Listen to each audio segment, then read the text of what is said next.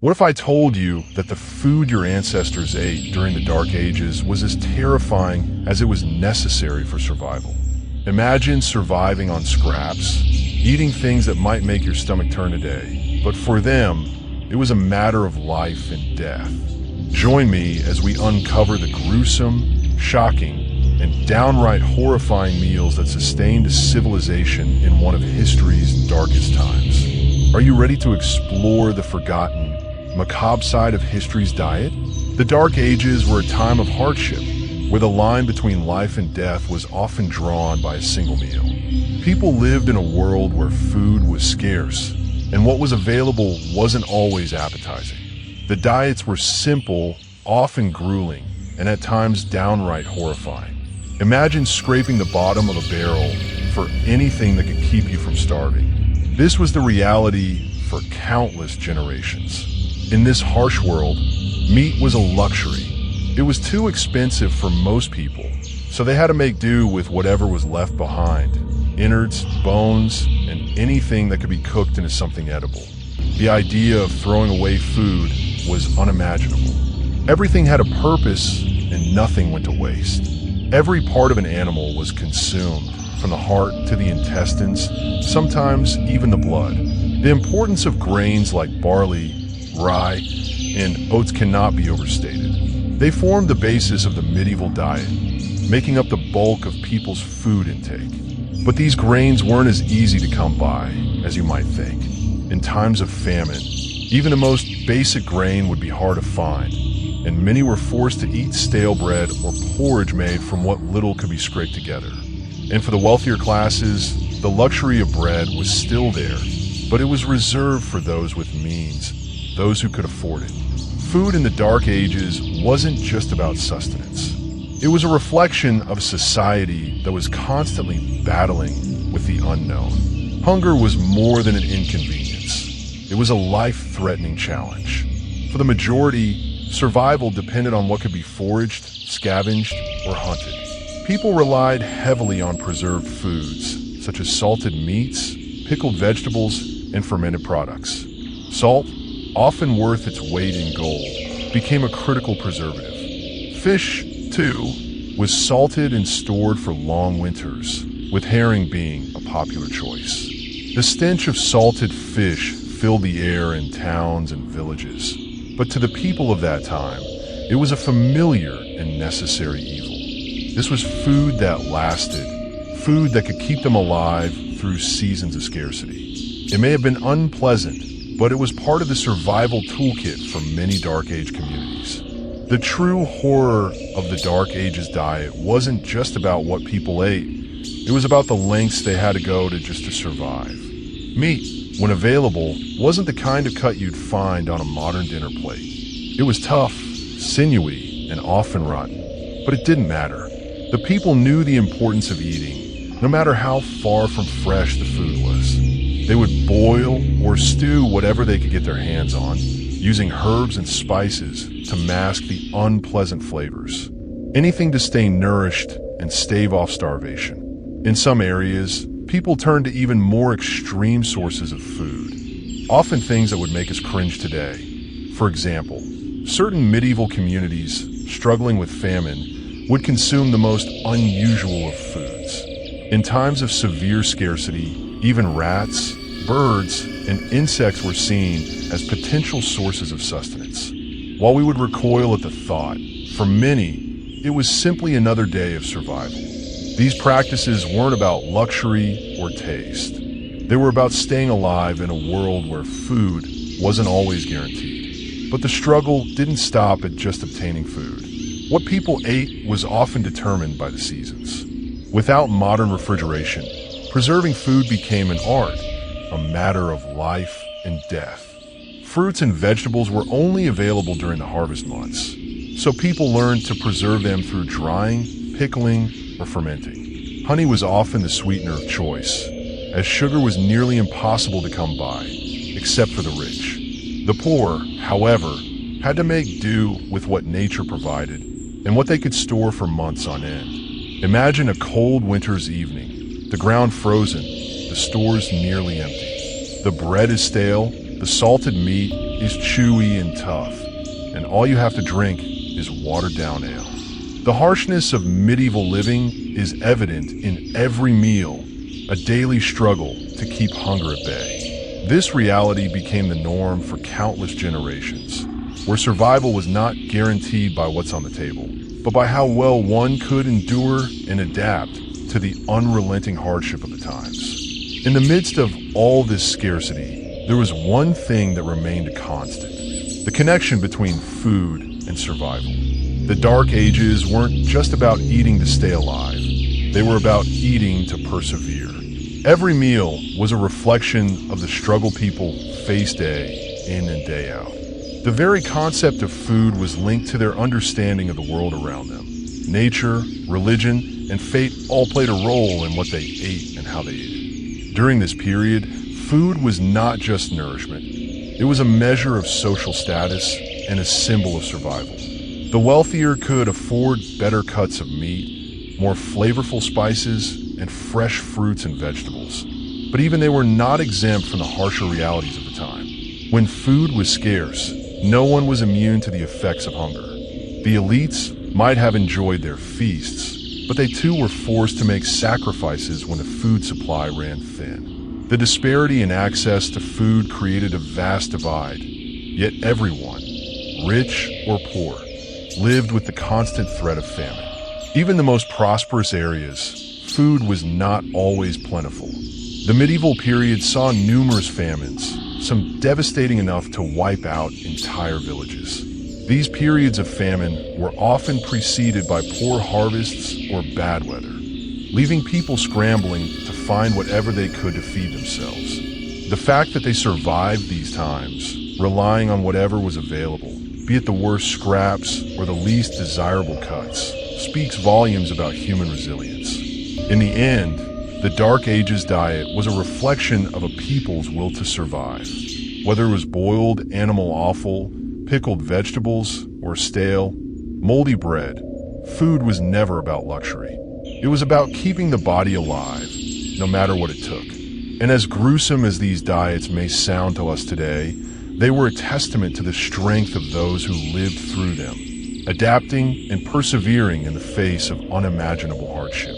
When we think of the Dark Ages, the foods that come to mind are often grim and unappetizing. But in truth, some of the most bizarre and seemingly unappealing ingredients were essential to survival. Imagine biting into something so strange. It seems impossible that it ever became a part of the human diet. But for the people of the time, these ingredients were life-sustaining and invaluable. One of the most common strange foods from this period was blood. In a world where every part of an animal was used for sustenance, the blood was no exception. Blood pudding, a dish made from animal blood, fat, and grains, was a common food in the Dark Ages. This dish, while often associated with the poorer classes, was rich in nutrients and provided the necessary sustenance to survive through the harsh winters. To us today, the idea of consuming blood may be revolting, but for medieval people, it was simply another way to use every available resource to the fullest. Then there was the ubiquitous use of offal. The internal organs of animals, often discarded or overlooked today, were treasured during the Dark Ages. The heart, liver, and intestines were not only used for food, but also as valuable sources of protein and fat. These parts of the animal were often slow-cooked or boiled to make them edible, and they found their way into stews and broths. For the peasants, this meant making the most of what was available, while for the more affluent, it was a delicacy of sorts, an ingredient that could be combined with spices to make a savory dish. The rich flavor of offal, once seasoned properly, was considered a treat. Fermented foods also played a vital role in the Dark Age diet. Without refrigeration, people had to find ways to preserve what they had, and fermentation was one of the most effective methods. Foods like fermented cabbage, pickled vegetables, and sourdough bread were staples of the time. These not only lasted longer, but provided an essential source of vitamins and nutrition that was critical for survival during the long, harsh winters. The fermentation process was a simple but effective way to keep food edible. It became a lifesaver when fresh produce was unavailable.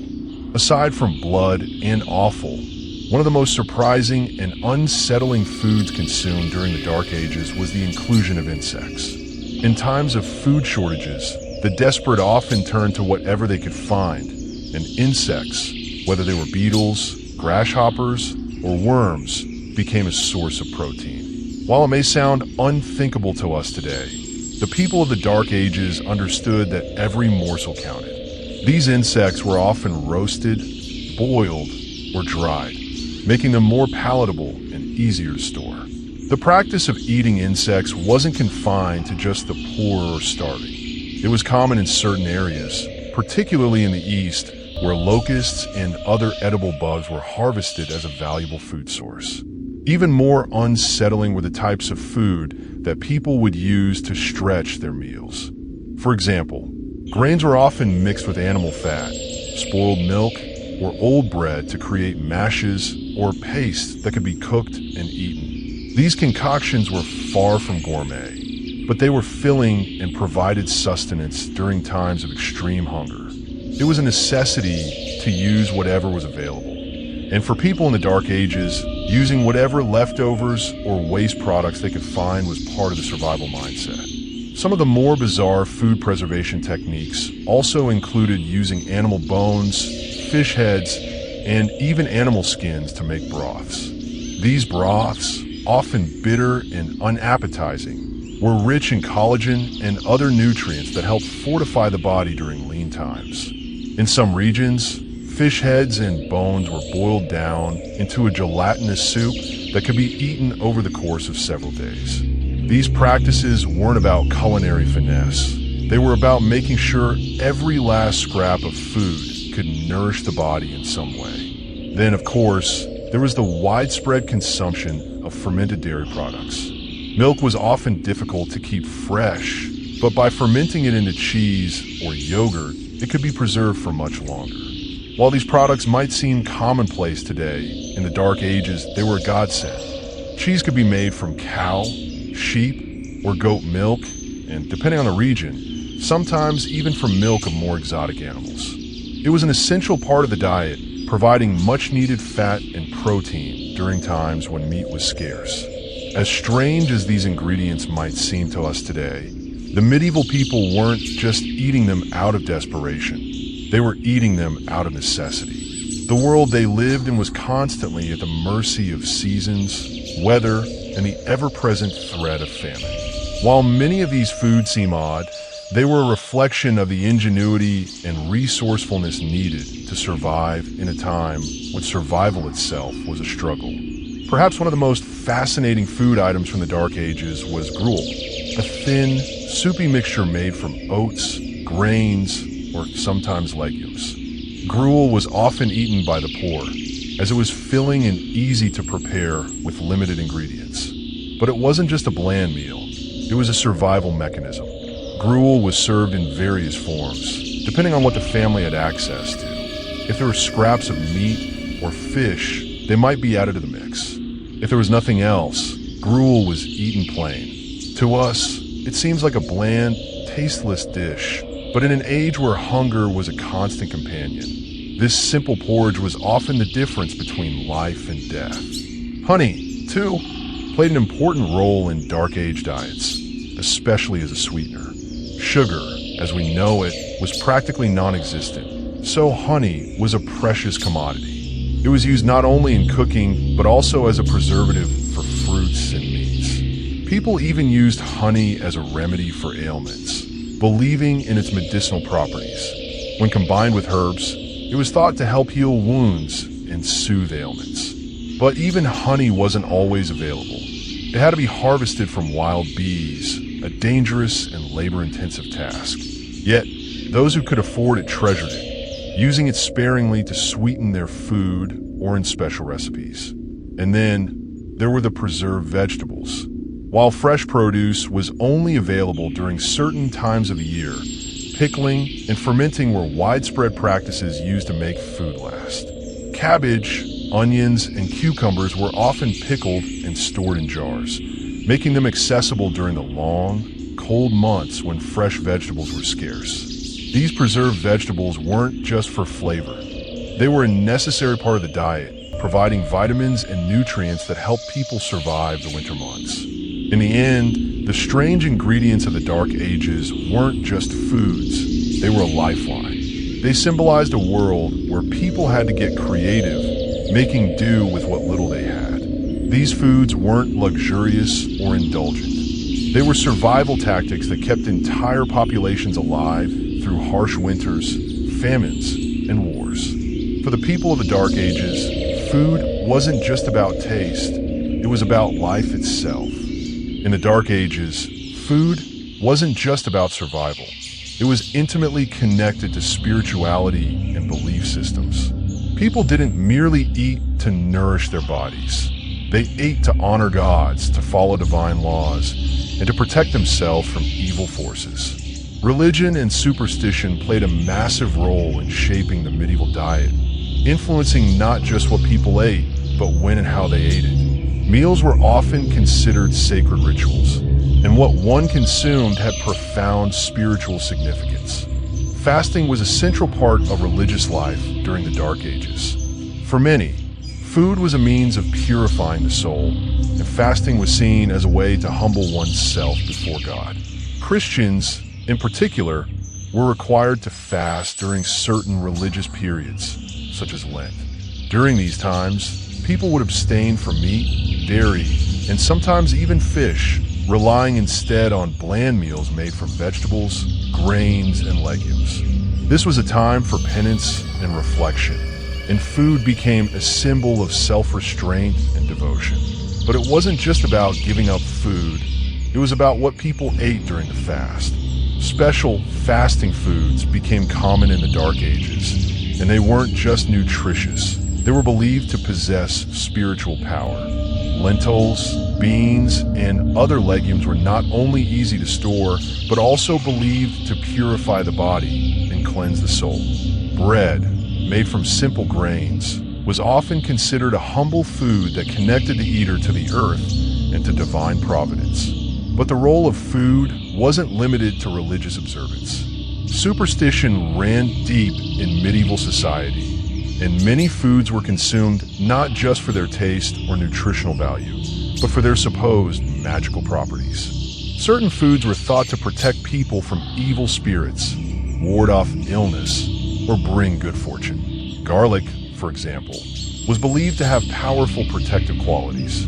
People would hang garlic around their homes to keep away evil spirits or use it in cooking to ensure good health. Its pungent smell was said to repel demons and bad luck, and it became a household staple in many medieval kitchens. As fascinating as these superstitions were, they weren't just isolated beliefs. They were a reflection of the deep connection people felt between food and the spiritual world. The consumption of certain foods wasn't just a practical choice. It was rooted in the belief that what you ate could affect your spiritual well-being and your relationship with divine forces. Honey, already valuable for its sweetness, also had a spiritual significance. In some parts of medieval Europe, it was believed that honey could heal the sick and was an offering to gods. Some even thought it could improve one's chances of entering the afterlife, making it a symbol of both nourishment and spiritual elevation. In fact, honey was sometimes left on altars as an offering to ensure the favor of the gods. Its use in medieval kitchens wasn't just for its flavor. It had divine associations that elevated its status among other foods. Salt, too, played an important role in medieval superstition. Beyond its obvious value as a preservative and seasoning, salt was considered to have purifying qualities. It was believed to protect against evil forces, and some people sprinkled salt on their food, believing that it would purify them from any negativity. Spilling salt was thought to be an ill omen, and if you did, you had to throw a pinch over your left shoulder to ward off bad luck. Salt was also used in the making of holy water in Christian rituals, further reinforcing its spiritual significance. Herbs were another important part of the medieval diet, But like everything else, they weren't just consumed for their medicinal or culinary properties. Many herbs were believed to have protective or magical qualities. Rosemary, for instance, was thought to bring good health and was often burned to ward off evil spirits. Bay leaves were believed to enhance wisdom and protect against witches, and some people would even carry a bay leaf with them for good fortune. Sage, with its earthy smell, was often burned to purify the air and protect households from illness or evil forces. This deep connection between food and faith was not just a product of medieval superstition. It was ingrained in their very way of life. Food wasn't just sustenance.